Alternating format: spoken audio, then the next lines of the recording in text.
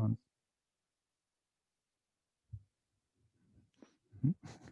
okay. So the talk plan is roughly something like this. First, I just show a brief review on the number of particles we have been using for the last several, last several decades for in the various kinds of astrophysical simulations. And then, basically we will see there is some problem, and I will discuss what can be done, and we believe our answer is the framework, and which we call FDPS. And also then I would briefly discuss the current status of our framework FDPS, and actually who are using them, and I try to summarize.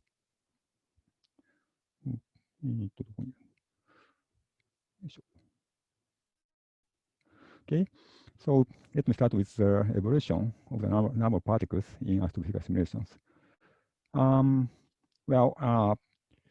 Most, of course, the digital computers were invented in something like 1940s, and they have become available to the astrophysical community in 1960s or around. So the most of the simulations start in somewhere between the 1970s and the 1960s, and the number of particles then was something like several hundreds to several thousands. And if we look at the particle number of particles we use now, there's a big gap between the number of particles we are using for the cosmology, which is going to be very close to the 1 trillion. And basically for everything else, we are still using maybe something like 10 million or less. So this means there's a quite large gap between the number of particles we use for the cosmological n-body simulation and everything else. So the question is why we have such a large gap. And of course, the easy answer is that the cosmological n-body simulation is much easier compared to other stuff. For the cosmological n-body simulation, we need a gravity and shared timestep Riemann integral, but essentially nothing else. So that means the people in this field can spend quite a large fraction of their time to write program to optimize their code. And of course, other things are that the direct n-scale scheme has been still used for the star clusters and also the planetary formation. And of course, for the star cluster formations, we need another factor of n, since we need to cover the relaxation time scale. And in the case of the galaxy formation, there has been a number of good code, but we actually know that our approach of the 3+ unlimited time step feature is actually started by Lars Friedman's here, is cannot actually scale very well for a very large number of the particles or very high resolution. So the question is what we can do. And basically, the one thing is that we actually do need a new algorithm, and which means that the calculation cost for the dynamic time step is less than n squared for star clusters and planetary formation. And we believe we have something like this for some time, which is essentially the 3 direct hybrid using the Hamiltonian splitting. And then the hard part is that for each problem and for each machine architecture, we need to develop a highly efficient and scalable code. And the point here is that, and what we have learned in the last 3 decades, this is basically my career, and developing highly efficient and scalable code for anything more complicated than cosmological n-body simulation seems practically impossible. And the reason, there are many reasons actually. And the point is that we need to write a power program using MPI, and this is very, very time-consuming and error-prone process. And we also need to do a lot of work to optimize the communication and load balancing. And only after that, this code works. And if you there are a few successful cases for the n-body simulation, like gadget or PK graph, but these code actually basically eat up the the whole career of the very, very good researchers. And even so, there are many still problems. And to achieve high efficiency on modern machines, we have to even more work on tuning, including things like modification of the data structure and loop structure to make the better use of cache memories. And we also have to find some way to use the SIMD instruction set of the modern processors. And somehow there are many variations of these SIMD instructions. Even on the same machine from Intel, we have the SSE and the FX and the FX2 and FX512, which are all actually different. And if we are to use the GPG views, we need to modify the algorithms and the data structure and the data code using CUDA or OpenCL or whatever. So, something like 30 years ago, we hoped that something like the parallel compiler would solve all of the problems, or the big shared machine can run the simple code, or the parallel languages, like for example the high performance Fortran would solve all problems. But these things never occurred, and the reason is that these things did exist, even good parallel compiler or big shared memory machines.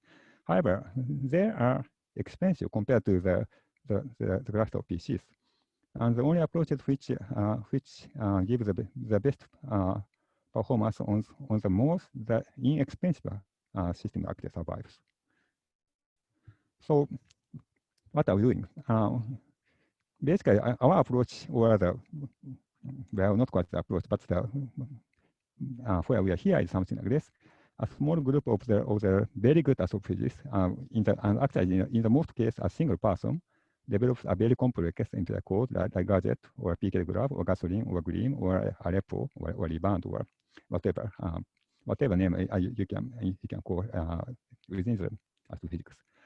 And this is not quite enough to achieve very high performance. And if someone gets a very large funding, or if your code is somehow selected for the petascale or exascale project, we can pass our code to the specialists from companies or the big national labs, and they try to make our codes run somewhat faster. However, basically we know that these approaches are not enough to develop a very efficient and scalable code, except for the cosmological memory code. So what we're working on is to provide somewhat different approach. And our approach is to formulate an abstract description of the efficient and scalable particle simulation code. And this actually means that the cosmological memory code, and apply it to the many different problems. And the many different problems means, of course, the particle-based simulation like SPH or reaction formation is, of course, essentially the N-body plus SPH, and the other SPH calculation or the star cluster simulations or matter formation.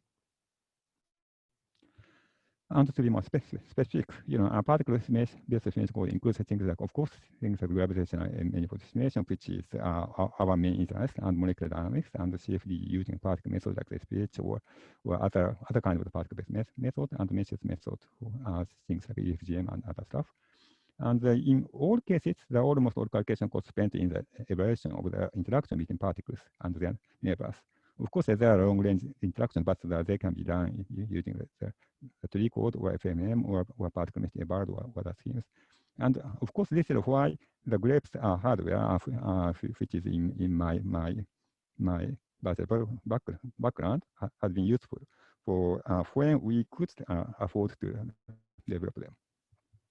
So our solution here is to, if we can develop a program which can actually generate a high-performance NPR program for the things like the domain decomposition and the particle migration and the interaction calculation using the tree or other first scheme, and all the method communication for a given particle-particle interaction and the particle class, that can be a solution. So we started the design of our FDPS framework, and it is written in the C++, and the user basically provide just the definition of the structure of the particle data class and the function to evaluate, to calculate the particle interaction. Of course, in the case of the gravitational n-body system, this is just the 1 over R square kernel. And for the spatial, we can provide somewhat more complicated stuff. And receiving these functions, the data class and the interaction function, our program actually generates all the necessary library functions necessary for the interaction calculation using the parallel band tree scheme. And the users write their program using these library functions. And the actual generation is done using the C++ template functionality. So let me see. The status of the code is that the code is now publicly available in this URL on the GitHub, and the user can actually write a single user program, which can be compiled to a single core or parallel or hybrid or OpenMP parallel or MPI parallel programs. And I will show that parallel efficiency is actually pretty high. And the user program can be now written in either C++ or standard C or Fortran. And since we now have the C API here, in principle, you can also use the FDPS from other languages like Julia or in principle even from Python. And the GPS can now be integrated. And we have now very simple high-level compiler for the interaction kernel. So if you want to try it, you can just try git clone from the GitHub site of the FDPS, and then can go to the sample directory and run make and run the actual code. Okay, and I have just one slide for the domain decomposition. This is actually taken from the paper of the Green code for the cosmological n-body estimation, but actually we are using the same scheme, which we call the recursive multi-section method, which is sort of the generalization of the traditional ORB, orthogonal recursive multi-section.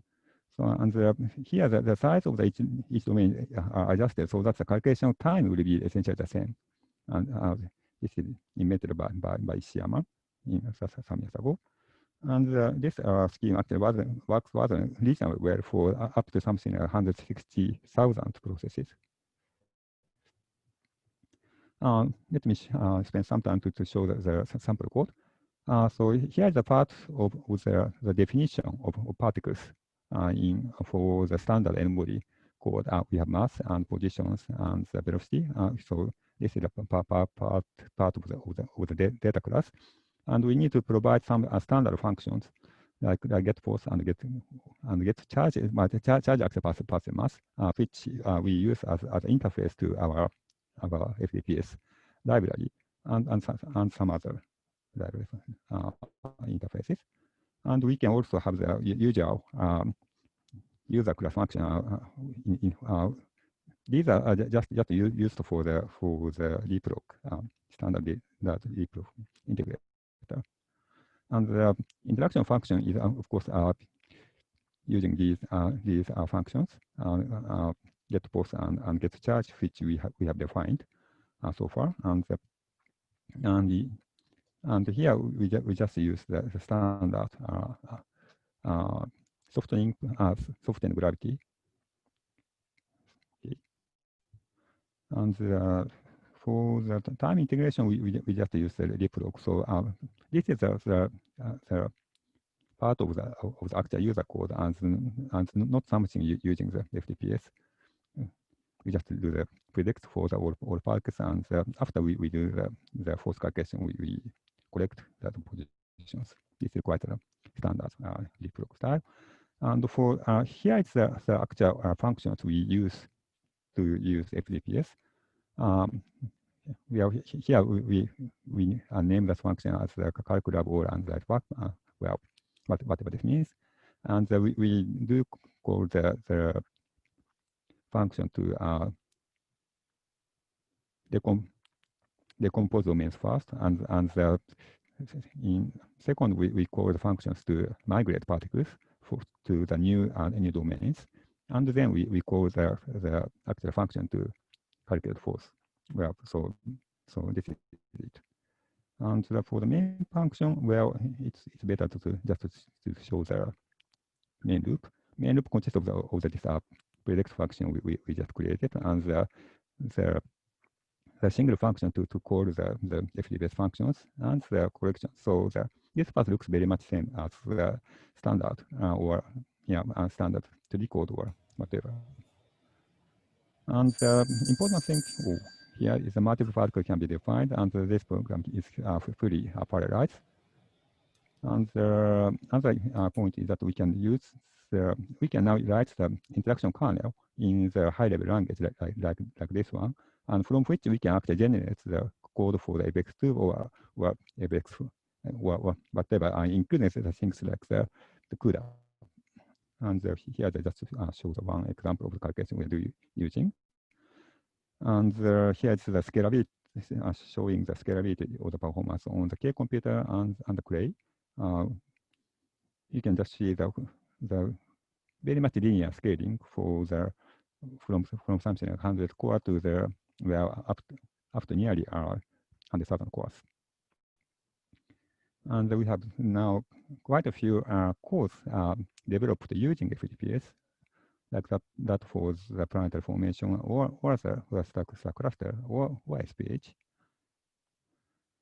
And there are quite a few papers already published using FDPS.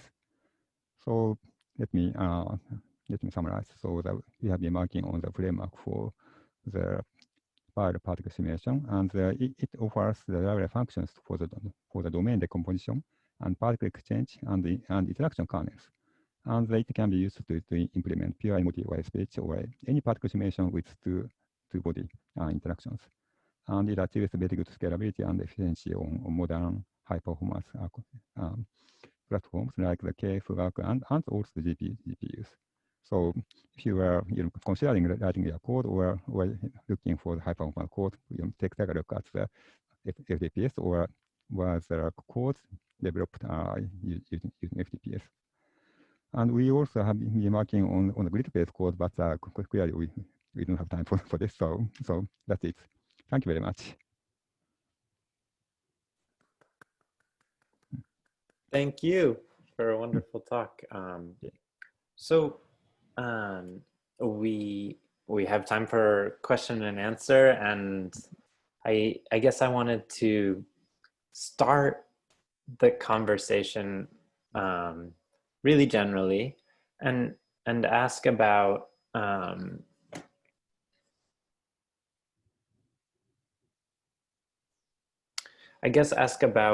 sort of the abstraction of some of these tasks from the user. And because this is the year of pessimism, I want to ask about your sort of slide about the lost hope. So in a sense, if I'm understanding correctly, the goal of a framework like this is to at least centralize the effort of adapting these algorithms to each different architecture that comes along, whether that's different instruction sets for particular architectures that are coming into new computers. Then at least that's being handled not by every research group, but by this sort of framework and one research group in common. And the hope is that you can achieve the best results by not everybody reproducing that effort. But I guess something that I wanted to ask about is something that I guess I've learned from reading your work, but also thinking about this in general, is that each problem seems to demand very different algorithm in terms of achieving the best like the most precision that's possible for a given solution. And So how do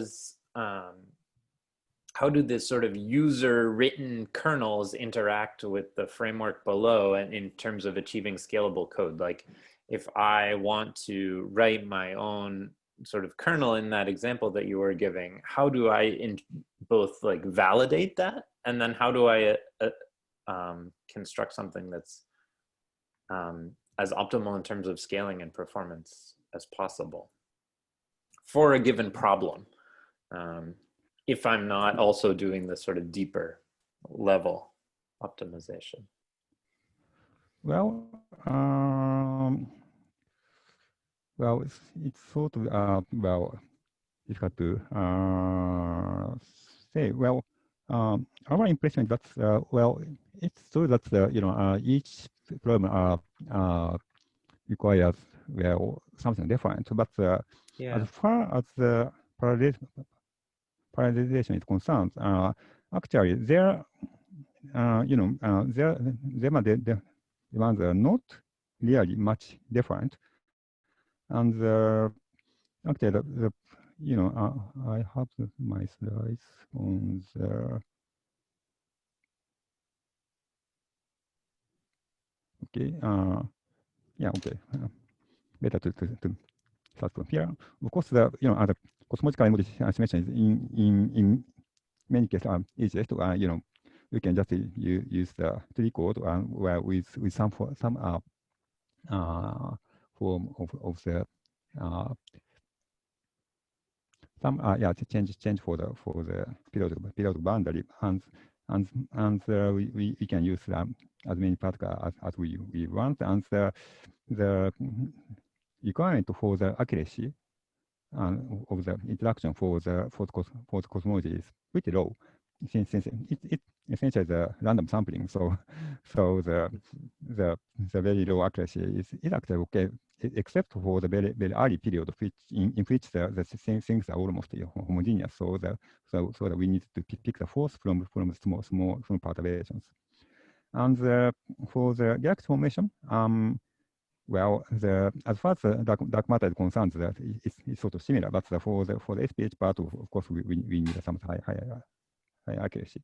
And for the star clusters and planet formation, things are much more difficult, since we actually follow the orbits for the very long, very many orbits. So the forces must be much more accurate.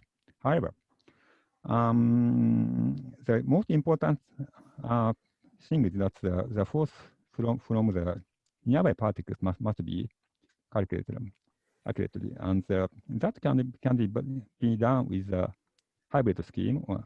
And this is essentially the same idea as the code for Mercury or Simba is using to combine the simplex scheme and the highly accurate treatment for the close encounters of the planets. So that roughly means that the hybrid schemes based on the idea of the Hamiltonian splitting can be actually used for the pretty wide range of the problems. And since it actually allows you to use the different accuracy for the different part of the Hamiltonian. Interesting. And along the same lines, David Hernandez was asking which kind of gravitational n-body simulations in particular do we think have the greatest potential for improvement as far as speed using the flexible framework? Well, our goal or our it's to apply this kind of framework for anything which use more than something like 10,000 or more particles. I mean, if the number of particles is very small, like if you want to do the very long time integration of the of the eight planets of the solar system, of course, you cannot get much acceleration flow from, for example, using the tree code or using the NP authorization. But for the many other problems for which you want to do the to develop the parallel code, I hope FDPS can be useful. That's fantastic. And so Gus Bean is asking sort of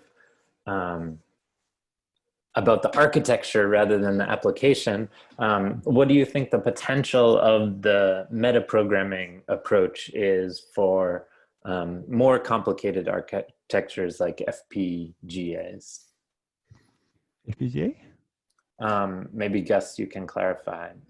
I actually don't know quite what you're referring to.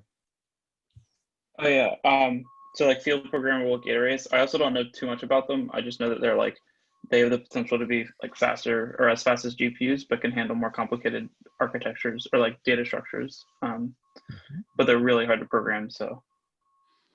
Well, for example, for the FPGAs, well, for the particle-based estimations, our point would be that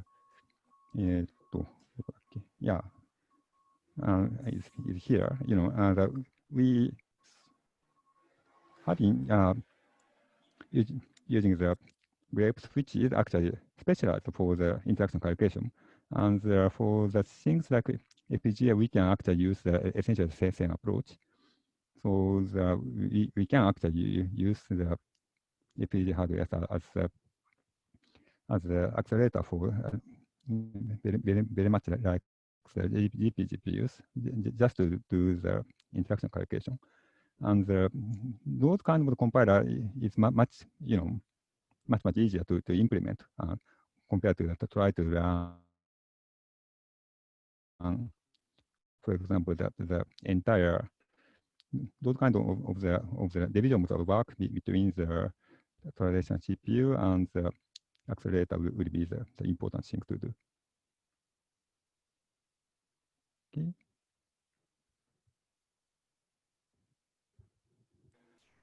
I'm sorry, there's a trash truck right outside the window, which is why I was on mute. Let me check in for a moment. Is our second speaker, Wenbin Luke, here on the call? I don't think so. Okay, so given that he is actually Morgan. Oh. Wenbin Lu is just, if you look at the gallery, he's there. Oh, he just logged in. Oh yeah, Okay. sorry, I just joined. Okay, fantastic. I remember the time zone I miscalculated. I'm so sorry. No problem. Jun, we have one more. I had one more question for you, and this is almost. We've been talking about meta programming. This is meta academia. So I think one of the reasons that you highlighted that individual researchers are doing this sort of work is that in the academic system that rewards like publishing on particular applications, perhaps more than building the tools, how do you think we set up a system that lets us build the infrastructure for sort of modern computational astrophysics, which requires these sorts of frameworks and optimized algorithms for very complex sort of architectures, which are different computer to computer. Do you think that, like, how do we react as sort of a global community to optimize the human side of this process? Yeah, well, but that is basically essentially the same question as the observational astronomers have. They also need to develop the telescopes and the softwares and things like that. And there, well, for not and there have been at least they are doing the reasonable work to in that I mean the developing the softwares and having the group of people working on constantly on the softwares. And of course, the part of the reason that for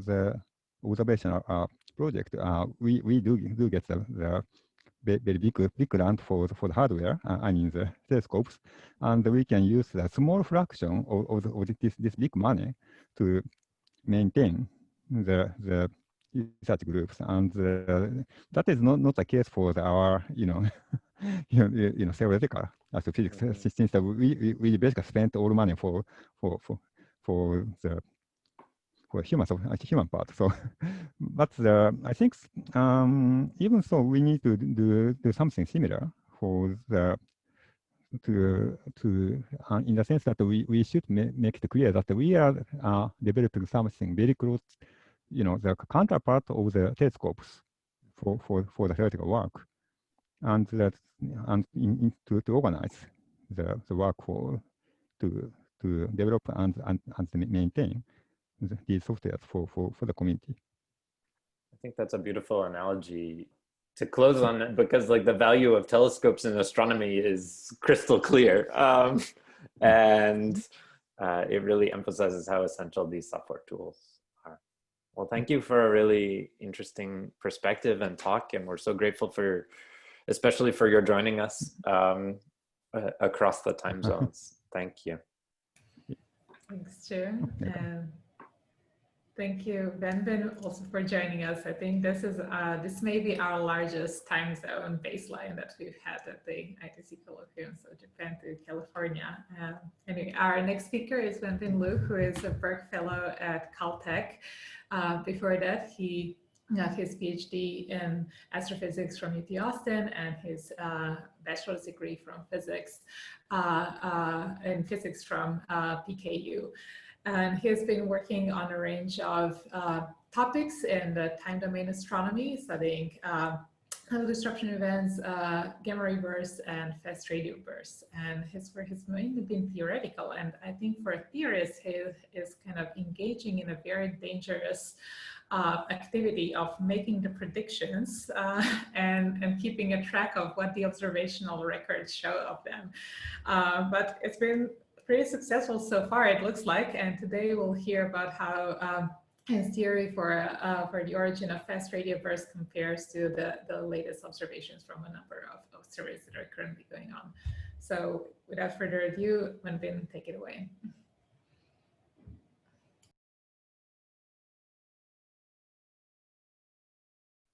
You're still muted, Wenbin. Okay, yeah. So yeah, I was, so let me.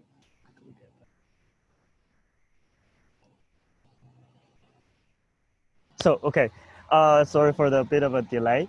So here I'm gonna present my work with all these people. Thankful for all of them.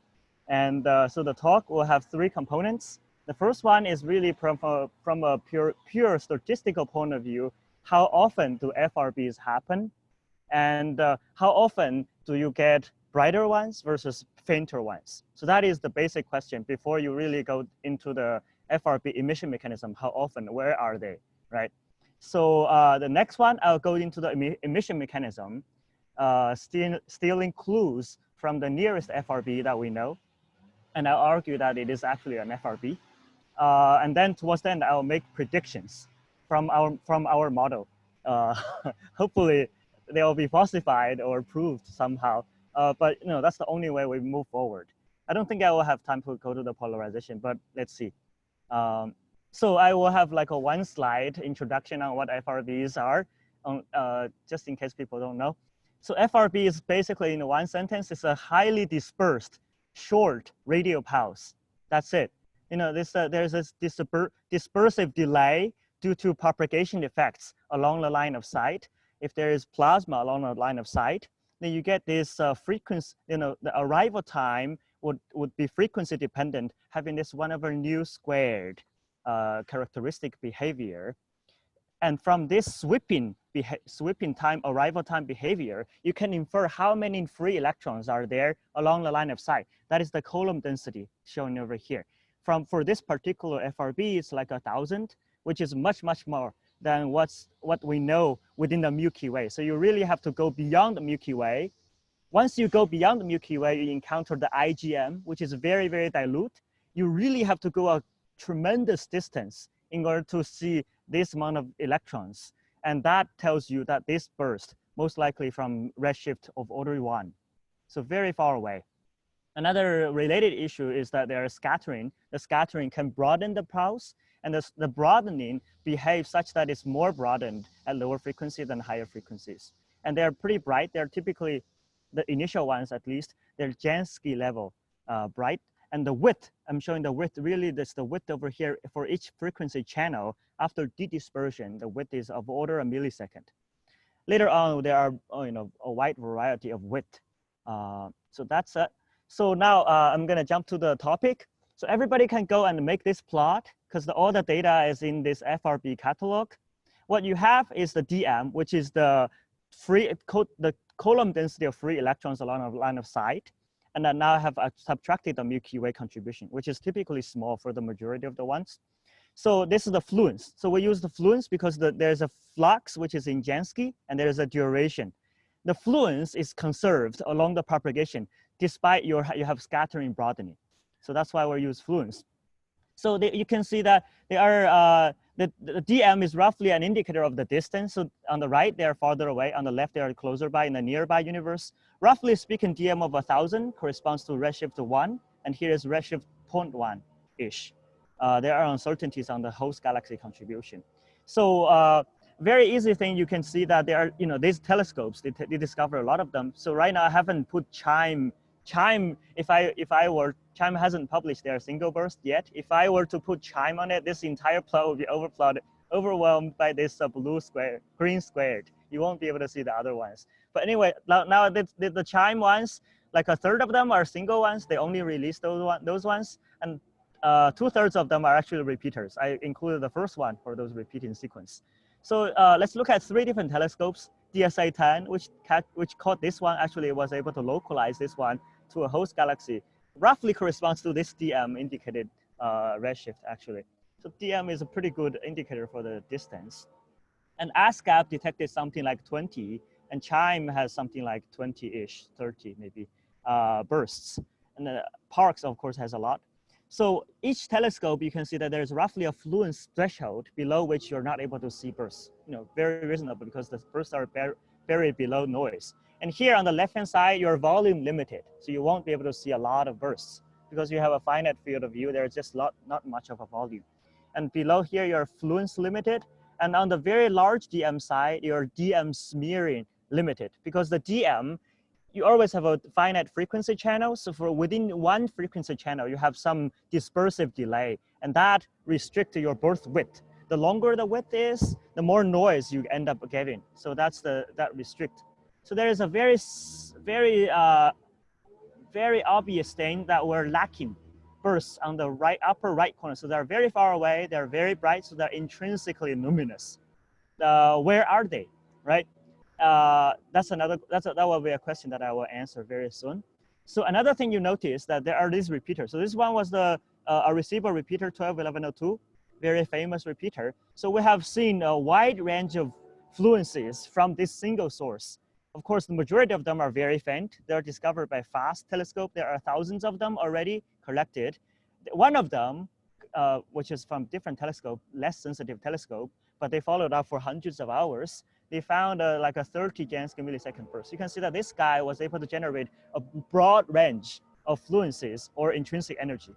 And this one was found by ASCAP. The first one was like 300 Jansky milliseconds. ASCAP followed up for more than 1,000 hours, didn't see anything. Later on, they followed up with GBT and found a couple of bursts over here. You can see that these repeaters, they can do all you want. They can actually generate nearly all bursts, at least phenomenologically, they can generate nearly all your bursts. So there is this debate whether all FRBs come from repeater or there are some intrinsically single ones. From this, you can see that repeater can actually do all. There's no limit for them. So very quickly, I'm gonna go through how the FRBs are detected. There are two different ways in general. So there are this Arecibo and Parkes strategy where they have multi-beam receiver. Right? You can see that Parkes has 13 beams. The problem for this is that you have gaps, sensitivity gaps. Here the circle is showing where the sensitivity is half of that at the beam center. And actually for this Arecibo, this one was 121102.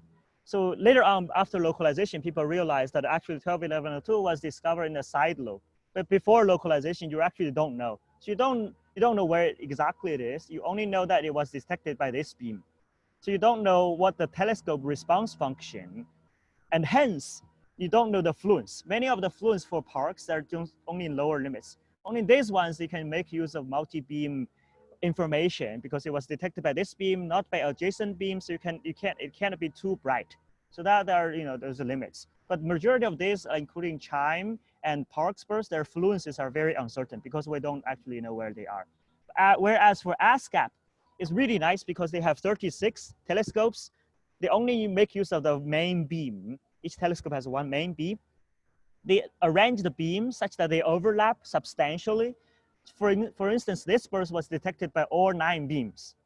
So now you can make use of the fluence contrast between the 9 beams, and actually that enables you to pin down the position much better from 1 degree, which is the half beam size, to about 10 arc minutes. So that enables a precise, relatively precise measurement of the fluence. So only these ASCAP bursts have precise fluence fluence measurement.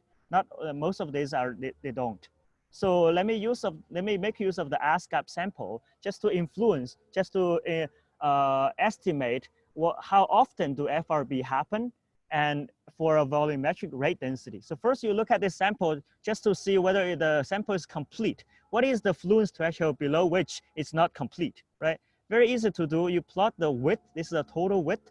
The total width is a convolution of the width at arrival, which has already been affected by propagation effects, which doesn't matter for our purpose because we're looking at fluence anyway. And it has sampling time, has this DM smearing, as I mentioned. The SNR, the signal to noise ratio, goes as fluence divided by the square root of width. So if the burst gets somehow widened, the signal to noise ratio drops. So there is this fluence incomplete. Let's say if you draw a horizontal line at some fluence, so you always have this fluence incomplete in this region. So what's good for this strategy, selecting fluence and width, is that the fluence incompleteness only occurs for sufficiently wide bursts, sufficiently broad bursts. Let's say for here, it has to be broader than something like maybe 5 to 7 milliseconds. And we know that those bursts are very rare, shown from here. You don't see those bursts. So we know that this sample is roughly complete above fluence of 50 Jansky millisecond.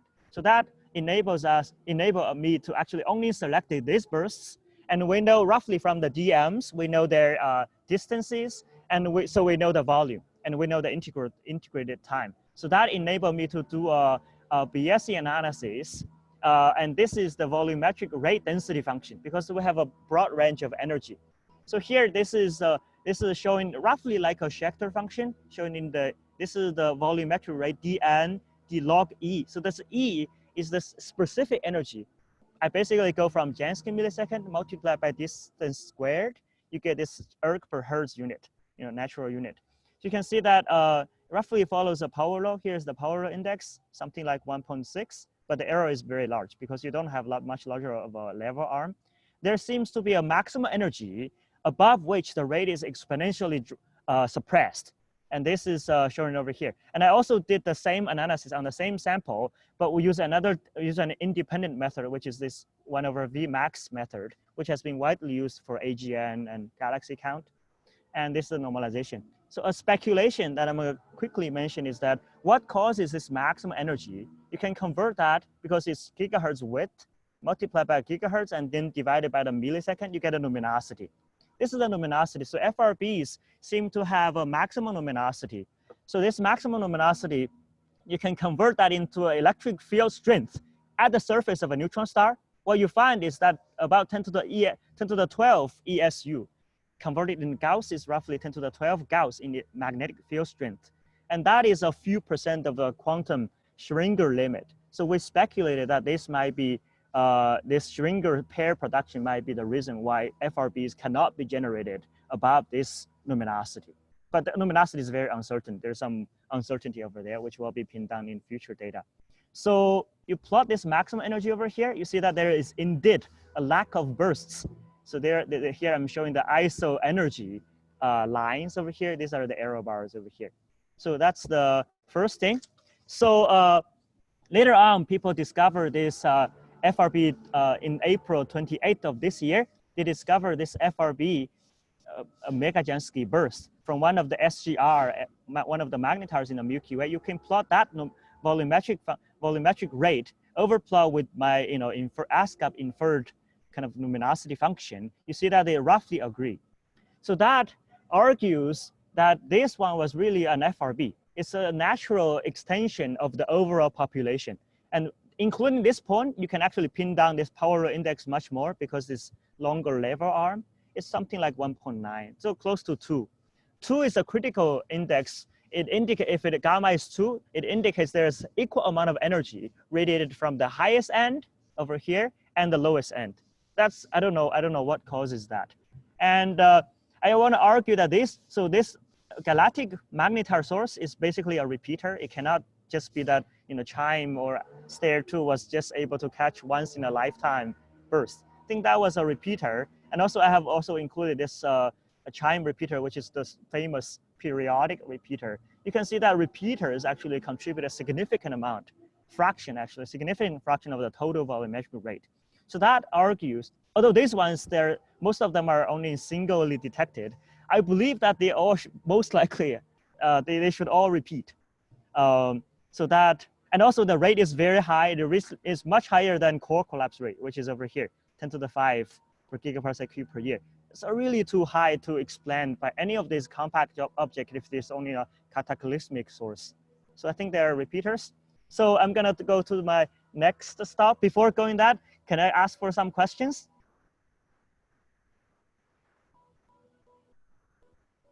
Maybe with our format, I think it makes most sense to keep going, and then we'll have questions at the end. Okay, let me keep going. So let me look at the emission mechanism. So completely different topic. So first we have new data from this galactic source, which I now call it FRB 2004-28. So it has the most amount of data because it has X-ray counterpart, has a very good multi-frequency coverage. So let me start from this guy. The other ones could be similarly dealt with. So this one had, it was detected by Chime in the low frequency range, 400 to 800 megahertz, and then detected at the same time detected by Stair 2 at higher frequencies, so shown over here. The first pulse was not detected. The first pulse was not detected by Stair 2. There's not much fluence. There's not much flux over here anyway, so it's not surprising. But the second pulse, the pulses are separated by 30 milliseconds, you can show here. The second pulse was co-detected by Stair 2 and Chime. So they actually, after de-dispersion, the alignment is so good. Actually, it's much better than a millisecond. You can see that the emission across the wide range of frequency from 0.5 to 1.5 gigahertz, a factor of 3, really comes from the same position at the same time. So, and also accompanied by the radio bursts, there's X-ray emission, which actually releases a lot more energy, 10 to the 40 ergs, lasted for something like 0.3 seconds with lots of millisecond spikes. And 2 of the spikes are actually roughly aligned with the radio pulses. So I want to argue that the X-rays are most likely from the magnetosphere because this 10 to the 40 ergs won't be able to escape. It's most likely confined by the closed B field lines. So a minimum model that you make, even if you forget about all the previous work, a minimum model you make is that all of them come from the magnetosphere, right? So let's start from the magnetosphere and see what magnetosphere can do. So there are 2 approaches I want to present. One of the approach is a top-down approach. So you approach the problem from the observer's point of view. So what we saw was that there's FRB luminosity, isotropic equivalent, 10 to the 38 ergs per second. And for gigahertz waves from the magnetosphere, we know that the curvature emission is the most likely scenario. So invoking curvature emission, you need Lorentz factor of order 100. Here, rho is the curvature radius in units of 100 kilometers. So Lorentz factor 100. So each electron only radiates a little bit, very small curvature luminosity. You need a huge number of particles radiating in phase. This is the total number of particles you need for each, so we call it clump. The clump has to be sufficiently compact within a wavelength in a longitudinal direction. In the transverse direction could be longer. Having this number of particles, you can calculate what's the total kinetic energy of these particles. And this is the total luminosity corrected for beaming and the time dilation. This is the cooling time that you get. You see that the cooling time is extremely short, such that the clump basically won't be able to radiate for like a nanosecond. So it won't be able to generate gigahertz waves. What happens is that there must be an electric field. It's basically like wires. You have a antenna. In the antenna, the electrons carry a very, very small, minuscule kinetic energy. You really need the EMF. You need the electric field to drive them. So the electric field can only come when the plasma is charge starved. If it is not, then you end up, any current B just give you current. So there will be a current flowing along the B fields all the time. Only when you're charge starved, you're like a capacitor. Now you develop this displacement current, which is an electric field. So electric field development requires that the charge density to be less than what curl B requires for the current. That's for the charge starvation. And also we require that the charge density is sufficiently high such that the plasma frequency is higher than gigahertz. Otherwise you won't get these clumps. So that's the minimum model for top-down approach. Let's also approach from the bottom-up approach because we have X-rays. So the X-rays, roughly we know the X-rays are, let's say, generated from near the surface of a neutron star. Let's imagine you have a trigger. It could be triggered by starquake or magnetic reconnection on the surface. What happens is that this trigger not only releases a lot of energy, it shakes the surface of a neutron star. The shaking is done in the following way. It sends out this so-called shear waves. So shear wave is type of wave that preserves volume. So it does not engage any compression or this compressional force because compression is very difficult. Here is the pressure is dominated by neutron degeneracy pressure, very large. You cannot really do much of a compression on this material. And this is a horizontal shear wave, so it does not do work against gravity, which is also very difficult. So it's a horizontal shear wave.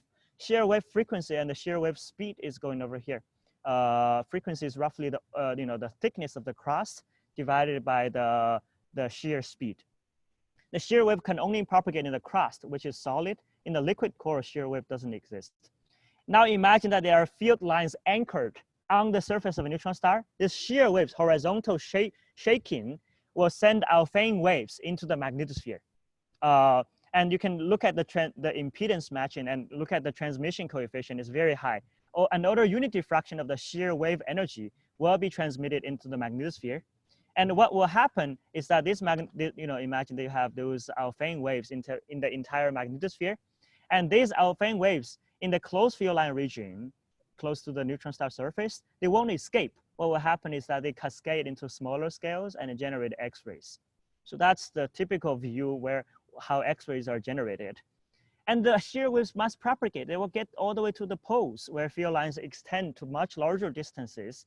What will happen is that imagine you have Alfvén wave packet launched from near the poles. They can propagate to much larger distances.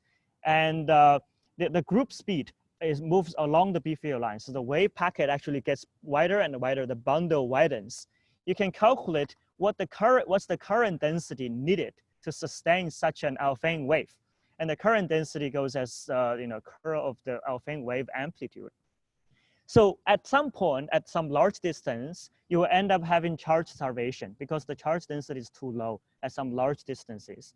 And then you have, instead of current, you have displacement current, which is electric field. Electric field can do work on charge clumps, which launches gigahertz waves through a curvature mechanism. So that's the basic picture shown over here. So having this basic picture, I'm ready to make a unified picture, make for presentation. I have 2 more slides. So very quickly. So again, the picture is like you have a trigger and there are shear waves propagating through the neutron star. most of the region is covered by closed field lines. I mean, the field lines don't extend too far of a distance. These will be, the alpha waves will generate X-rays, whereas where the field lines extend to large distances, tens, hundreds of neutron star radii, the alpha waves can get to large distances where they become charge starved and then generate FRBs, right? We don't know the charge distribution, density distribution in the magnetosphere. What I can only do is that if you tell me what the charge starvation radius is, I can estimate what's the density, plasma density. And from that, I can estimate what the luminosity is because I know how many particles within one clump. So I can estimate the luminosity. And it depends on the alpha amplitude at the foot point of these field lines and depends on charge starvation radius, which are the free parameters. You can see the strong dependence later on allow me to predict a wide range of luminosities from this model. There are other predictions on the beaming angle, which could be pretty wide depending on which field line on which the charge starvation happens. And there's the duration of order of millisecond. It's basically the shear wave propagation time. And it can generate narrow frequency structure and narrow temporal structure. And the radio to X-ray luminosity ratio can also be reproduced. And later, I don't have time, but we can generate linear polarization because the radio emission is basically given in one mode, which is so-called X mode, which is linearly polarized. This is my last slide. So here I'm giving you the overall picture for the entire parameter space, what the prediction is. So here I'm predicting the luminosity in log units over here. So this model can generate from the faintest ones, 10 to the 36 erg per second, to the brightest events. These are the brightest localized events. They're near the maximum luminosity, actually. There are these repeaters. They show a wide range of luminosities, repetitions. And there are those boundaries. I want to mention that this boundary is the Schrödinger pair production. And this boundary is the local charge density has to be sufficiently high. And there are non-linearity. The alpha wave can become non-linear above this limit. So these are the predictions from our model. So it can explain this galactic FRB as well as cosmological FRBs. So I'm gonna show my summary slide. I'm gonna walk through, not through these are, I think you already know, but the model really comes from, shear waves, goes to magnetospheric alpha waves, and charge starvation, which could happen actually at large distances, maybe a few tens of neutron star radii. And then charge starvation gives you electric field, which can drive curvature emission. This stage needs peak simulation. So I'm working on this stage at this moment. And I'm pretty sure that I think this should happen. These are the other predictions. That's all my presentation. Thanks. Thank you, Wenbin. We have time for a couple moments of questions now, and then, but I think this has been a really rich, beautiful talk, and so I want to ask everyone to move the extended discussion to the Slack, and I know that you're signed up there. So, so first of all, Avi asks, the inferred co-moving density of single pulse FRBs requires a production rate of sources that's comparable with core collapse supernovae. So how can relatively rare magnetars like the galactic source be responsible for all FRBs? Okay, thanks for the question. Because they're repeaters. Let's say, I don't believe that the galactic magnetar is capable of generating all this. The galactic magnetar, roughly speaking, at these energies, so it repeats at all different energies. Roughly at brighter ones, it repeats less often. At the fainter ones, it repeats more often.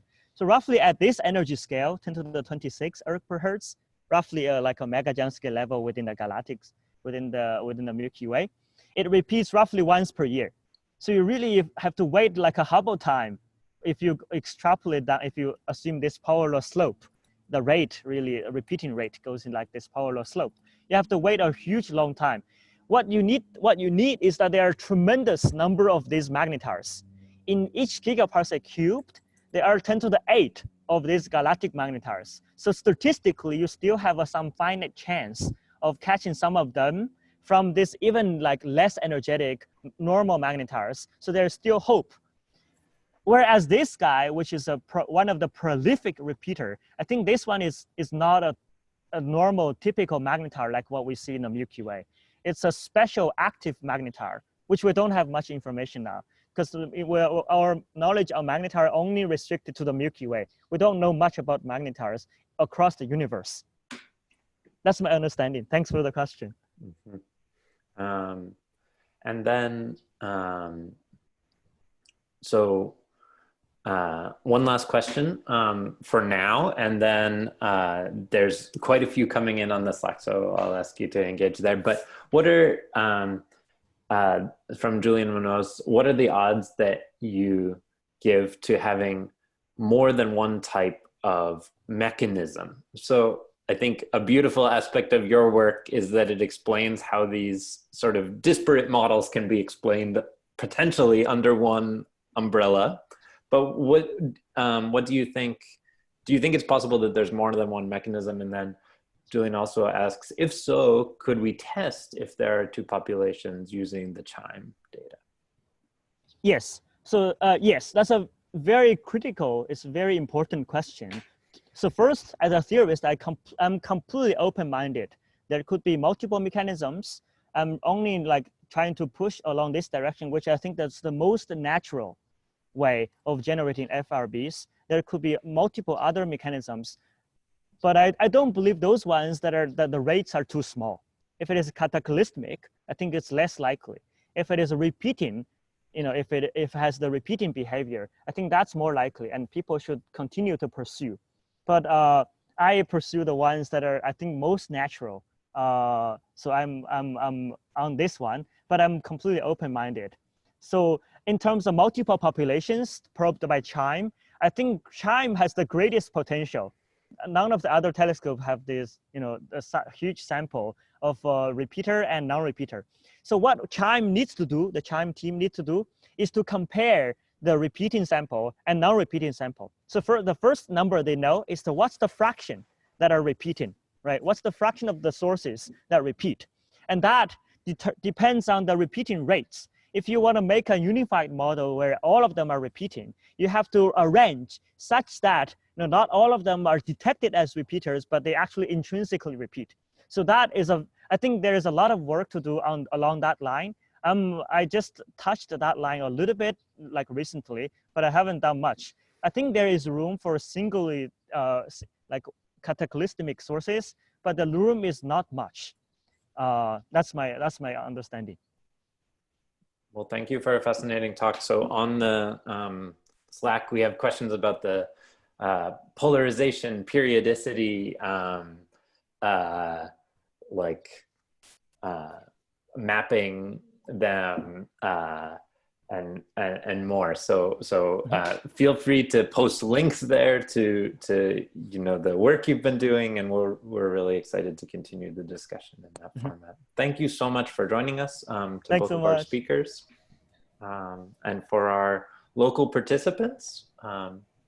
We will convene here in cyberspace next week. Thank you all. Thank you, bye. Thanks so much. Thanks for the questions.